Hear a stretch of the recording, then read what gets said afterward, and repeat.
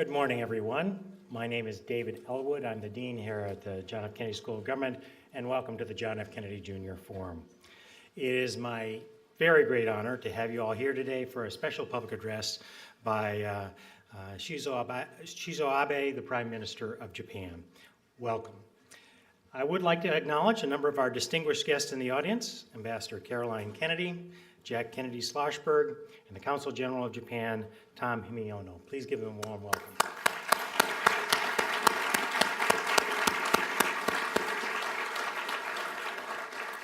Let me also thank Director Maggie Williams, IIP Director Maggie Williams, staff of the Institute of Politics, and the Office of University Marshal for making this all possible. Before introducing everyone, I do want to make one quick announcement, which I often make, which is the simple rules of the road here at the John F. Kennedy Jr. Forum. We have remarkable speakers from around the world who come here, including today's speaker. The rules are very simple. All speakers must take free and unfettered questions from the audience, and in exchange, the audience allows the speaker to speak without interruption or distraction. Those are the simple rules. Those who cannot abide by those rules will be asked to leave. And I'm sure today's program will go terrifically well. In a moment, I'm going to turn the program over to Joe Nye. And I want to thank Joe for being here today, especially since he just arrived this morning at 6 a.m. on a flight from Asia. So it's a true service. Joe is the University Distinguished Service Professor and former Dean of the Kennedy School. He really is one of the most remarkable international relations of his generation, scholars of his generation. His ideas, including soft power, are among the most important and influential ideas that affect governments around the world. Not surprisingly, he's been recognized as one of the top scholars in many, many journals. And just this November, the Emperor of Japan conferred the Order of the Rising Sun, Gold, and Silver Star in recognition of Joe Nye's contribution to the development of studies on Japan, U.S. security, and the promotion of mutual understanding between Japan and the United States. He is an ideal moderator for today's session. Before Joe takes over the program, though, it's my distinct pleasure to welcome back Caroline Kennedy, who serves as the ambassador of the U.S. Ambassador to Japan and has done so since 2013. This is simply the latest chapter in a remarkable story of service and inspiration. She has worked as a lawyer, author, editor. She's authored and co-authored books about constitutional issues such as the Bill of Rights and privacy, Profiles in Courage, and a series of best-selling anthologies and poems and photos. Ambassador Kennedy has been dedicated to public service throughout her life, whether it's serving as the chief executive of the Office of Strategic Partnerships in New York City, the president and the director of the John F. Kennedy Library Foundation, and I see Heather Campion has joined us here in her role leading that effort. And we're especially proud that she has served and serves as the chair of the Senior Advisory Committee here at the Institute of Politics. In many ways, Ambassador Kennedy truly has been an ambassador to us all for a very long time to do. Without further ado, Ambassador Kennedy.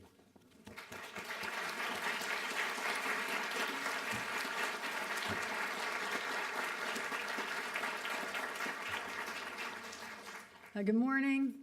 Thank you, Dean Ellwood, for that very, very generous biographical introduction. And it's great to be back here at the Kennedy School and the Institute of Politics. And I'm also grateful to Professor Nye for his encouragement and wise counsel during my time as U.S. Ambassador to Japan. It's wonderful to be here. When my mother and uncles created this institution as a living memorial to my father, they imagined days like this, when global leaders, both men and women, would engage students on the critical issues of the day, and that engagement would inspire the students to enter public life, committing themselves to public service. I'm also happy to be back in this forum, which bears my brother's name and carries on his deep belief in involving young people in politics. I'm happy to be here with my son, Jack. I used to get the Brown perspective from John. Now I get the Yale perspective from Jack. Above all, I'm honored this morning to say a few words about Prime Minister Shinzo Abe. The Prime Minister is one of the most dynamic and effective political leaders on the world stage today. He has sought to redefine Japan's global citizenship for the 21st century. He's undertaken a far-reaching effort to revitalize Japan's economy and address the challenging and changing regional security environment. Indeed, the Prime Minister is a once-in-a-generation leader at a once-in-a-generation moment for the U.S.-Japan alliance. As President Obama rebalances U.S. foreign policy towards Asia, he has no stronger partner than Prime Minister Abe, who welcomed the President to Japan last spring on a critically important state visit. And the President is looking forward to receiving the Prime Minister in Washington this afternoon. He will be the first Japanese Prime Minister to address a joint session of Congress, and there is, of course, a lot of interest in what he has to say. During my service in Japan, I have been inspired by Prime Minister Abe's willingness to address, debate the difficult issues, and by his determination to achieve real results. Finally, my family and all of us here are deeply honored that he has come to Boston as the first stop on his official visit, that he took the time to visit the Kennedy Library last night and begins this historic week by addressing us here this morning at the Kennedy School. Thank you, Mr. Prime Minister.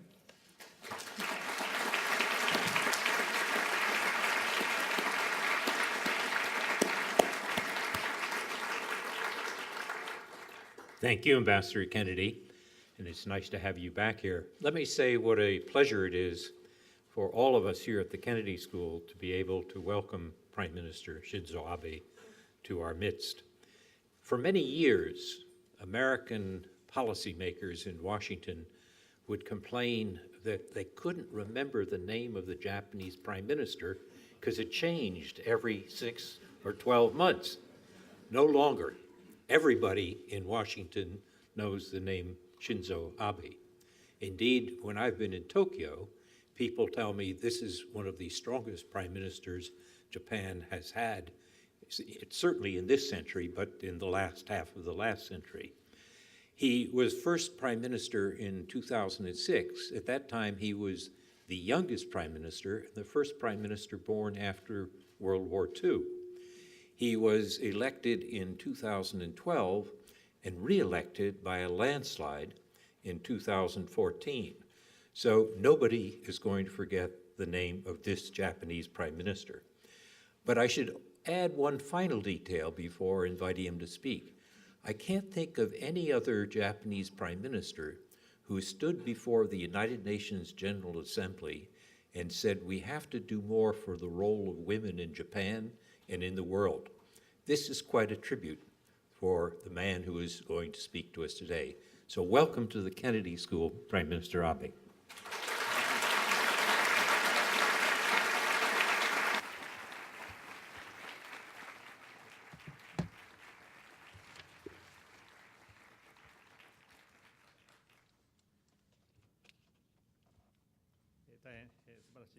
Thank you very much for your wonderful introduction, Professor Nye. Ambassador Kennedy, you've been so nice. To start with, the megaquake that hit Nepal has caused tremendous damage, and many lives were lost. Let me extend my heartfelt condolences to the victims. My heart and prayer are with them. My country has already deployed our emergency relief squad, and as their friend in Asia, Japan spares no effort to provide medical support and support for their reconstruction. Good morning, folks. I am very pleased that so many of you have joined us today, thanks, of course, to Professor Nye. I am keen to know what is of interest to those of you in the Cambridge community. I'm looking forward to taking your questions later on. And it's also going to be a thrilling experience. I have actually two cabinet ministers who are products of the Kennedy School. Yasuhisa Shiozaki, Health, Labor and Welfare Minister, and Yoshimasa Hayashi, Agriculture, Forestry and Fisheries Minister, are both pushing forward in their respective fields momentous reforms that happen only once in decades. In fact, I am pushing forward major reforms not only, whatever economic rationale there may be, no reform succeeds without first putting your political process elaborately into order. By political process, I mean the relationship between the parliament and the cabinet, between the ruling party and the opposition, and between the government and the people, especially stakeholders, and the government and the press. No reform is achievable unless you adequately manage those relationships. In many cases, people that are pro-reform constitute a majority, but they are a silent majority. Vested interests, in contrast, readily find opportunities to raise their concerns. Reform consumes your political capital. History tells us that in my country, one single administration deals with, at the most, 1 or 2 reform agendas that are meaningful. All that notwithstanding, I have tenaciously engineered a succession of the reforms coming one after another, and I will be fearless going forward. Why do I say that? It is because now, more than at any time before, I believe there is in Japan among its people a strong and growing desire to pursue reforms.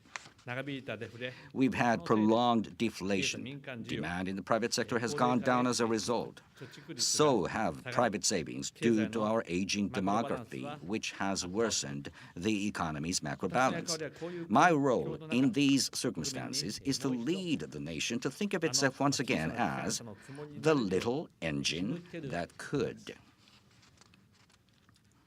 As economics tells you, for us to grow our economy in Japan, there is simply no getting around increasing our labor productivity.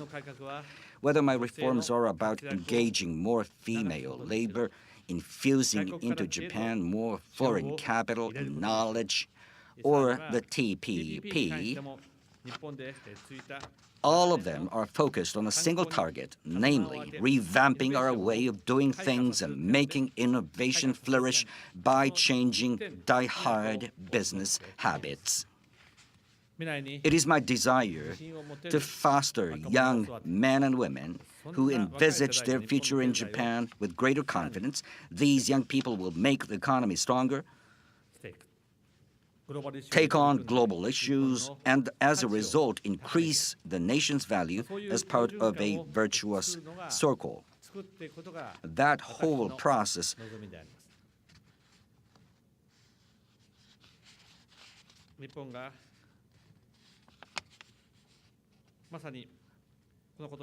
will surely benefit the United States and the countries of Asia. A stronger, more reliable Japan is also in the interest of the U.S. as it pursues its policy of rebalancing. And a more robust alliance between the U.S. and Japan is in the interest of the region and of the world, I believe. What comes to your mind when you think of global issues? Ebola, climate change, the status of women in developing countries. We can multiply the added value we bring to all of those areas through Japan and the U.S. joining hands in tackling those challenges. Together with Professor Amartya Sen and others, my country developed and spread the concept of human security. The essence of human security holds that you must empower each and every individual in order to win the battle over poverty.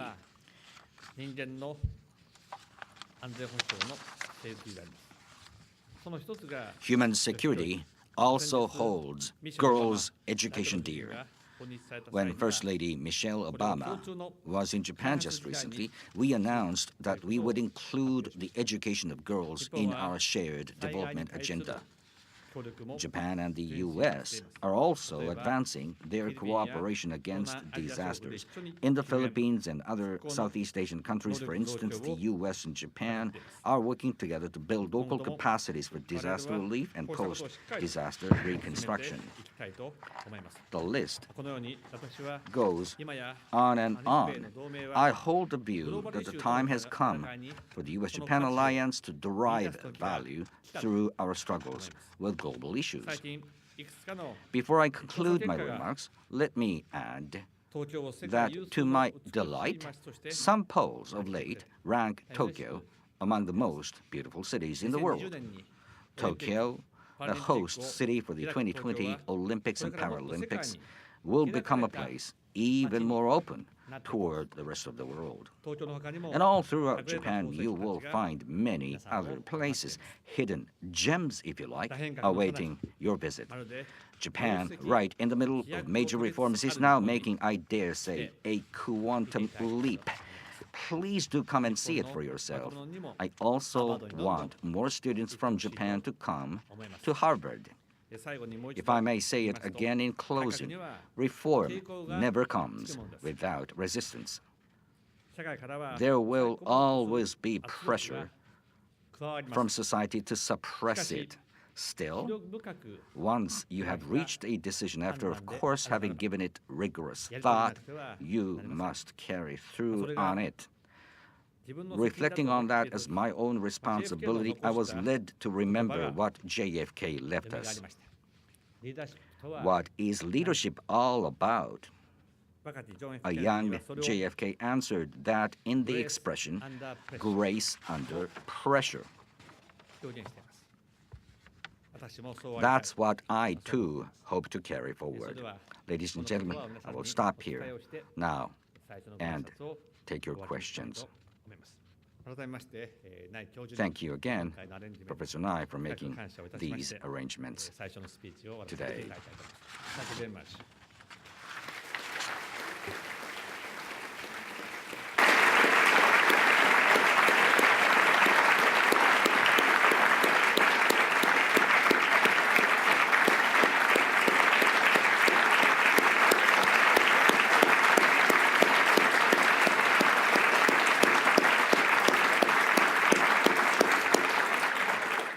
Thank you, Prime Minister. It's now time for Q&A. We have 3 simple rules in addition to the basic rules that Dean Ellwood expressed. One is when you go to one of the microphones, there are 2 on the floor here and 2 in the balconies. When you go to one of the microphones and queue up and ask a question, please identify yourself. That's rule number 1. Rule number 2 is there's 1 question per customer, and it should be short, less than a minute, a quick, short question. And rule number 3 is that a question ends with a question mark. There's only 1 speech. We've already heard it, so what we want to hear now are questions. So, Mr. Prime Minister, if you would take some questions, and we will have consecutive translation with the questions.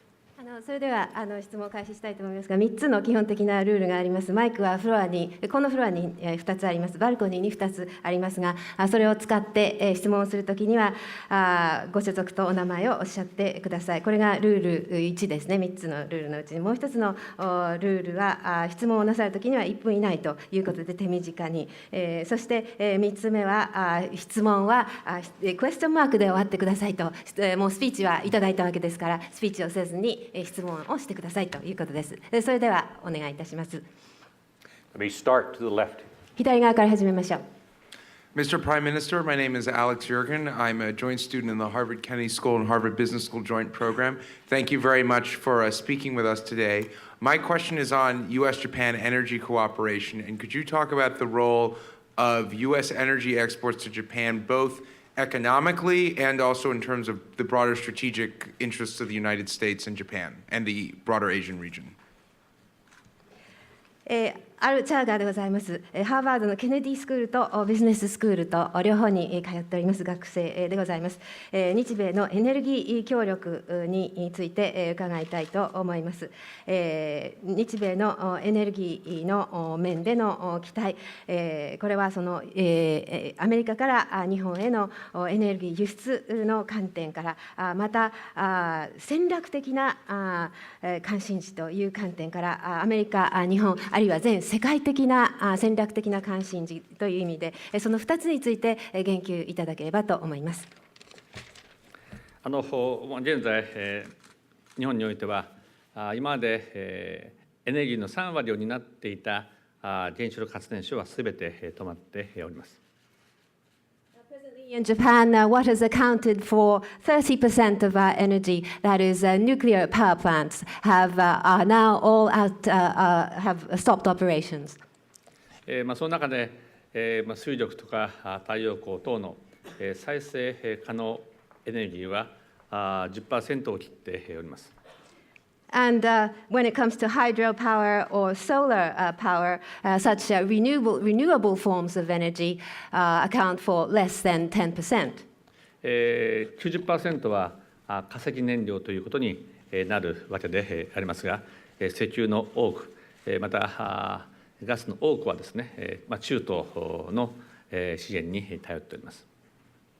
So 90% are accounted for by fossil fuels, and a large part of oil and a large part of gas is such that we are dependent on the Middle East. その中において、米国のシェールガス、LNG を輸入できることになれば、日本のエネルギー供給ははるかに安定的なものとなると思っております。So energy supply in Japan would become very much stable if there is import of shale gas or LNG from the United States. 私は同盟国である米国からのですね、そうしたシェールガス等の輸入を増やしていきたいと、ぜひ安定的に、そして安い値段で提供してもらいたいと思っています。And so we want to see an increase in supply of shale gas from the United States, which is an ally to our country. And if you could supply it to us in a stable manner and at a cheap price. Thank you. I'll try the right microphone on the floor. 右の方どうぞ。Good morning, Prime Minister. My name is David Rhodes, and I'm a first-year Master of Public Policy here at the Kennedy School. And my question for you is, what steps do you think Japan can still take to reduce regional tensions within Asia-Pacific? ダン・ロークスでございます。公共政策の修士の1年目の学生でございます。アジアにおける地域的な緊張を緩和するためにどういうステップを日本は取り得るでしょうか。日本は先の大戦に対する深い反省の中で平和国家としての歩みを70年間続けてまいりました。Based on deep remorse regarding World War II, Japan has spent the 70 years after the war steadily treading the path of a peace-loving nation. またアジアのその中にその意味におきましてアジアの発展に努力をしてきたところでありまして、それぞれの国々が発展をしていくことによってより地域は安定するという考え方のもとであります。And we have made efforts to spur development in Asia. I believe that stability in the region would come about through respective countries developing. そこで、現在の状況についてでありますが、力による現状変更は決して許してはならないわけでありまして、私は昨年のシャングリラ会合で3つの原則を申し上げたところであります。To address the present situation, we cannot condone the change of status quo through coercion and intimidation. At the Shangri-La dialogue, I stated three and proposed three principles. 何か主張するときには国際法に基づいて主張していくということです。The first principle is that states shall make and clarify their claims based on international law. 武力や威嚇を用いないということであります。The second is that states shall not use force or coercion in trying to drive their claims. 問題が起こったらそれは平和的に解決をしていくということであります。And the third principle is that should problems arise, states shall seek to settle disputes by peaceful means. 参加したすべてのアジアの国々と同意することができたと、このように思っておりますが、いずれにせよ、アジアの海をまさに平和の海、繁栄の海にしていく、このためにアジアの国々が協力をしていくということも重要なことだと思っております。All of the participating nations were able to see eye to eye on this and agreed to these principles. In any case, I should like to make Asian countries, the Asian region, the ocean of peace and the ocean of prosperity. And to this end, we should like to cooperate with the countries in Asia. また日本自身も中国や韓国との関係改善にこれからもさらに努力をしております。And Japan itself will make efforts to improve relations with China and the Republic of Korea. Let me turn to the left balcony. 左の方どうぞ。Good morning, Prime Minister Abe. My name is Anna Carell, and I'm a sophomore in the college. Here at the IOP, we promote and encourage young people to engage in politics and public service with the understanding that our generation is the future. How do you see the future of politics, and how does our generation play into that? アナ・コーランでございます。この大学の2年生でございます。この大学におきましては、政治あるいは公共サービスに従事をするということを大変奨励をいたしております。将来の政治について、そしてそれにおける若い世代の役割について言及していただければと思います。まさに未来は若い世代が担っているわけであります。The younger generation indeed shoulder the future. 私もまだ若いつもりなんですけども、もうすでに60になっております。I think of myself as being young, but I'm already 60. 日本においては投票年齢を今度、米国はもうすでにそうなっているんですが、18歳に引き下げることにしました。We will be reducing the age of eligibility for voting to 18 years. In the United States, this has already happened. 年金の仕組みにしても、また医療の仕組みにしてもですね、それは果たして若い人たちがその年金や医療の仕組みによってですね、利益を得るときに果たして大丈夫かということも若い皆さんこそ考えてもらわなければならないと思います。And whether it's pension or medical services and the schemes and institutions for providing these, I believe the subject of interest to the younger generation is whether they could receive the benefits in terms of insurance, in terms of pensions and medical care, and whether the system will stay intact. また、外交において国と国との関係においては歴史的にさまざまな課題を持っている場合がありますが、しかし同時にですね、若い人たちが交流していくことによってお互いの誤解を解いていく、お互いに理解を進めていく、多様性を認め合っていく、これができるのはやっぱり私は若い皆さんではないかと思っておりますので、私はなるべく若い人々、例えばたくさんのアジアの皆さん、アフリカの皆さんに日本に来てもらうプログラムを進めておりますし、日本の若い人たちにもハーバードを含め世界に出ていってもらいたいと思っています。Right now. In diplomacy, relationships between countries are such that sometimes there are challenges. But I believe that the young people have an opportunity to resolve misunderstandings and to understand each other and to recognize diversity. In that sense, I wish to welcome young people from Asia and the United States to come to Japan, and also for Japanese students to go to Harvard and to go elsewhere in the world. All right. Hello, Prime Minister. My name is Joseph Cho, and I'm a sophomore here at the college. I would like to thank you once again for coming to speak to us today. I apologize in advance if my question comes off as provocative, but it has to do with a topic that weighs heavily on my heart. As someone with ties to South Korea, I know that the issue of comfort women has been a source of contention between my country and yours.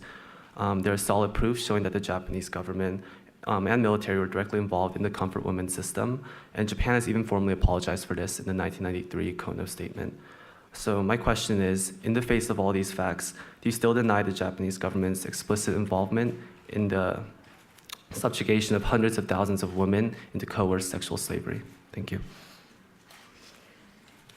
ジョセフ長でございます、ここの大学の2年でございます、ちょっと挑発的な質問に聞こえましたらお詫び申し上げたいのですが、私が非常に痛切に感じている問題でございます、韓国につながりがある、そういう私といたしましては、慰安婦の問題、これは日本および韓国の間で非常に、対立の点となっている問題でございます。で、固い証拠があって、日本の政府、そして軍が関与したという証拠があり、そして1993年にはこの談話が出て、そこで、お詫びということで表現しておられます。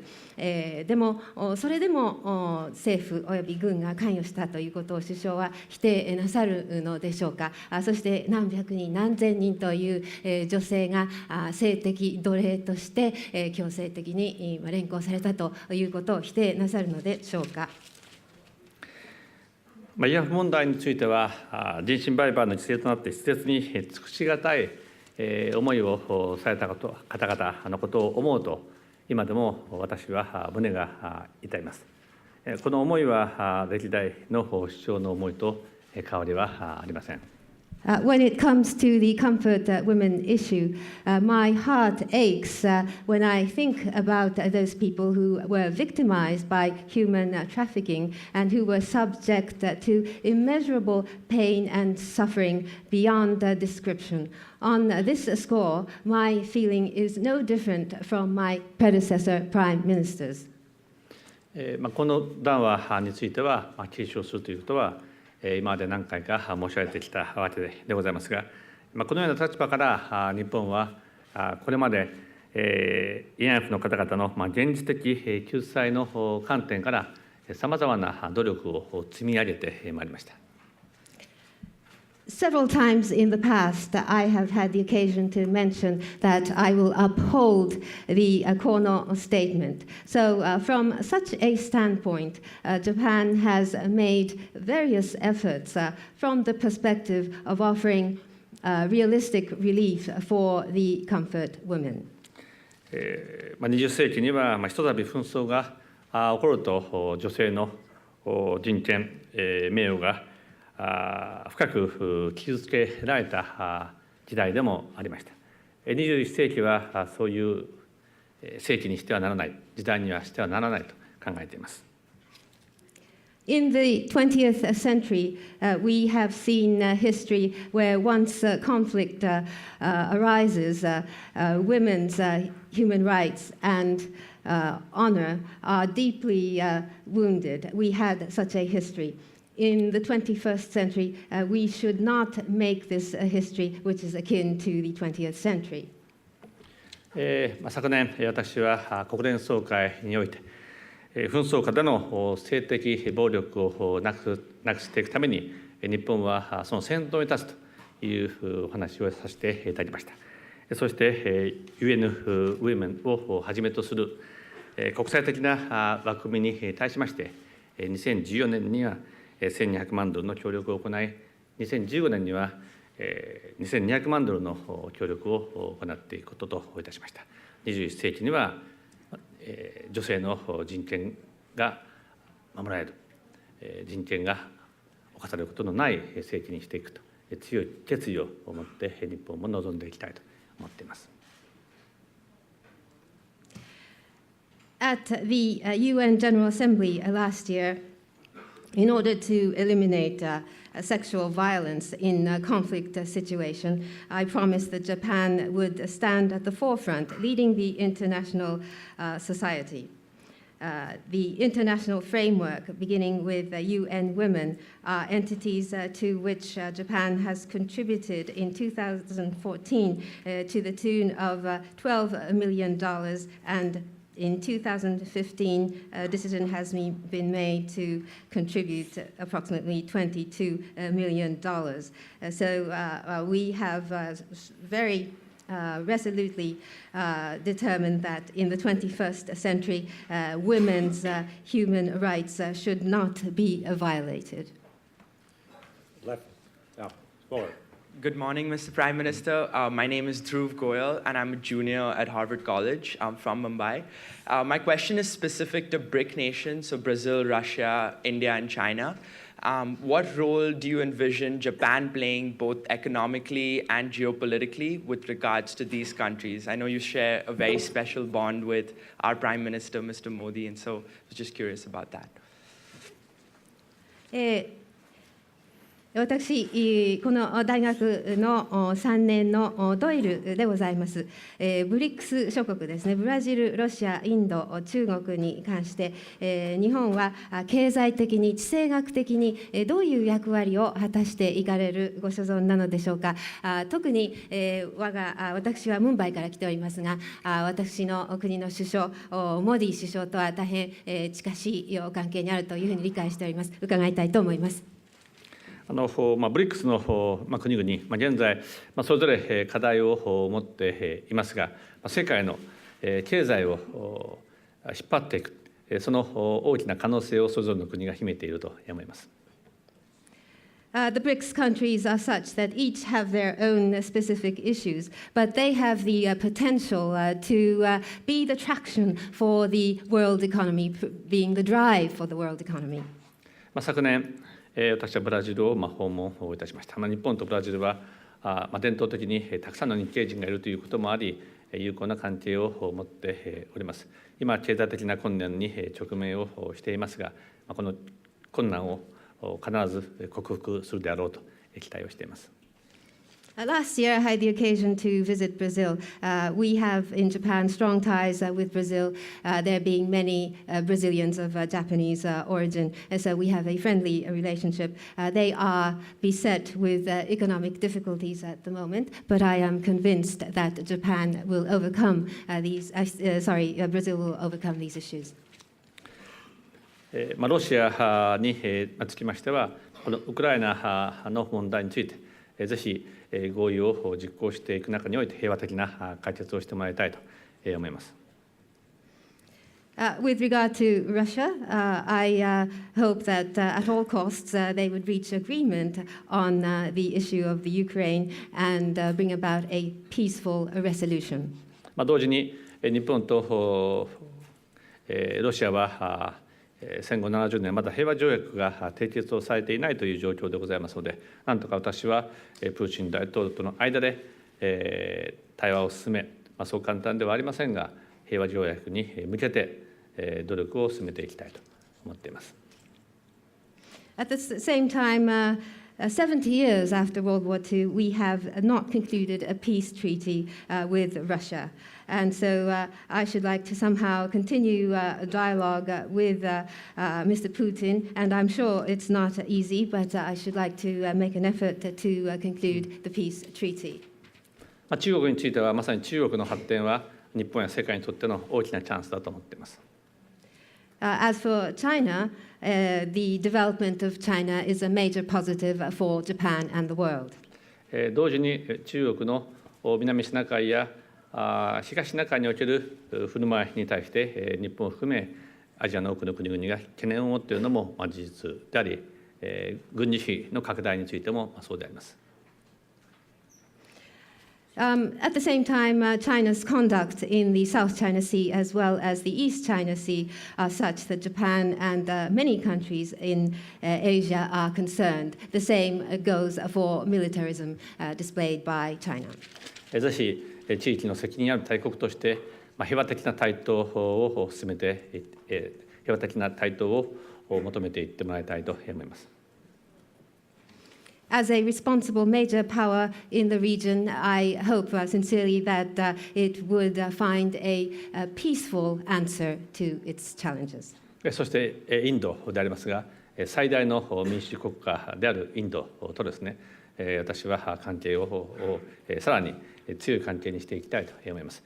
モディ首相は先般日本に来日をされました。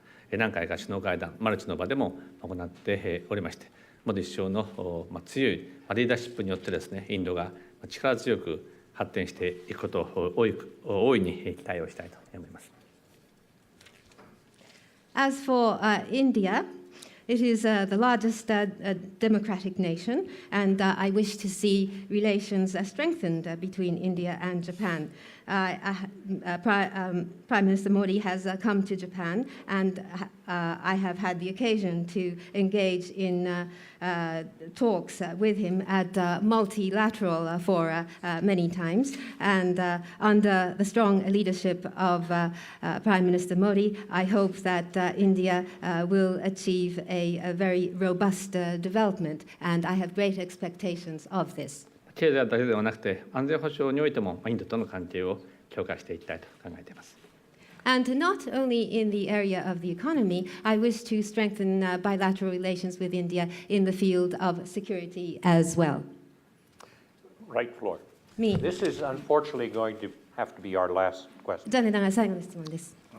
Thank you so much, Prime Minister Abe. It's such an honor and a pleasure to hear you speak here. My name is Sitsu Goffard. I'm a senior at Harvard College studying economics, and my question is the following. So in your speech, you talked a lot about your goal, your overall mission of elevating the status of women in Japanese society and in the workforce, which is an excellent goal. But surely, of course, you will admit that it's still a challenge. Right now, according to statistics from The Economist, only about 1% of senior executives in the Japanese workforce are women. And sort of the female representation in the Japanese parliament is still in the teens. So I'm wondering, sort of goals aside, can you lay out specific things and actions that you have done in office or are continuing to do in office to try to change that? Thank you. ハーバードの3年の経済を学んでいるものです。大変安倍首相を迎えられて光栄でありましたし、嬉しくも思いました。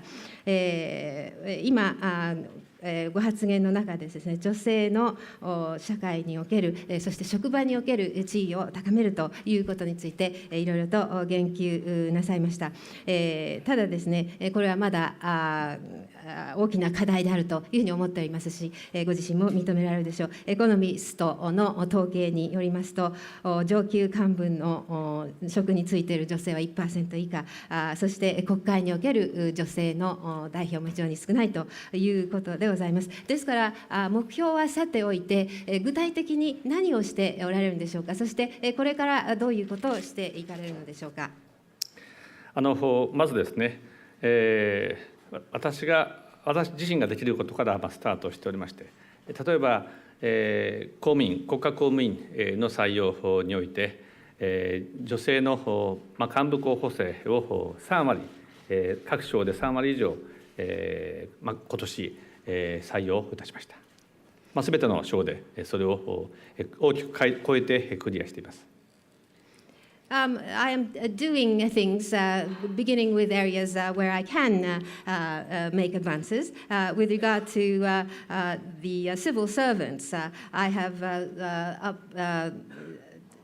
given a goal of making 30% of executive position women candidates to be hired, and all of the ministries have cleared this goal, 30% of candidates for executive positions in government.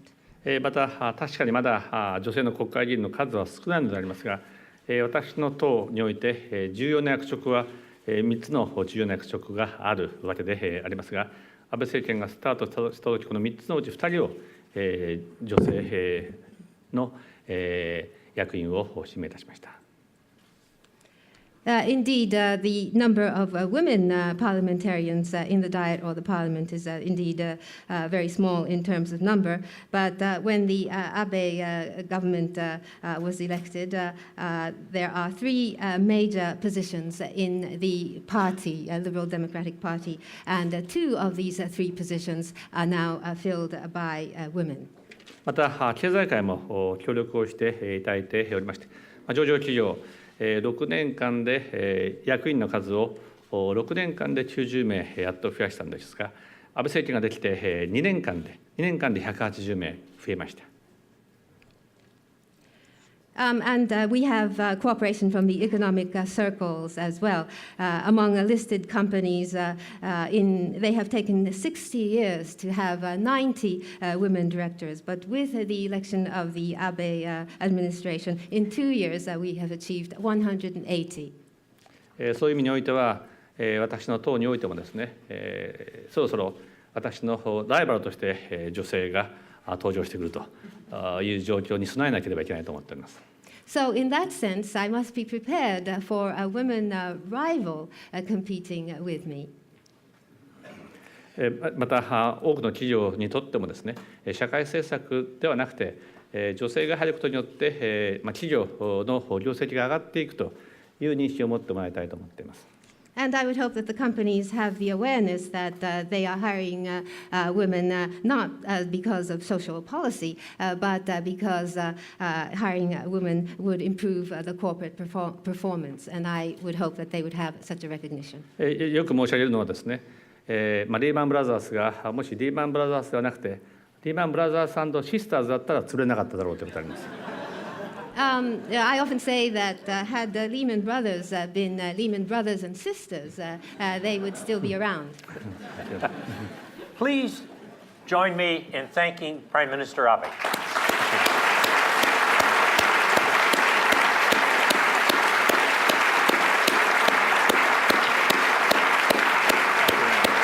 Very good. Very, very good.